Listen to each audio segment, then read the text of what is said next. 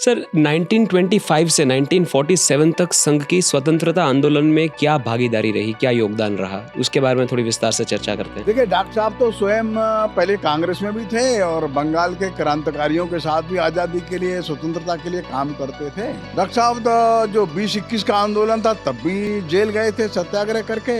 बाद में 31 का आंदोलन में डॉक्टर साहब जेल गए थे। और डॉक्टर साहब ने सभी संघ के स्वयंसेवकों को बोल रखा था, जिसको भी आजादी के इस आंदोलन में भाग लेना है आप जा सके। और सैकड़ों हजारों की संख्या में स्वयंसेवक जेल गए, स्थान स्थान पर गए। तो आजादी की लड़ाई में हर एक स्वयंसेवक की अपनी अपनी भूमिका। और शायद आपको मालूम है कि नहीं, हम नहीं जानते, संघ की स्वतंत्रता के पहले की जो प्रतिज्ञा है, उस प्रतिज्ञा में ही यही था, मैं अपने इस देश को स्वतंत्रता दिलाने के लिए मैं राष्ट्रीय स्वयंसेवक संघ का घटक बना।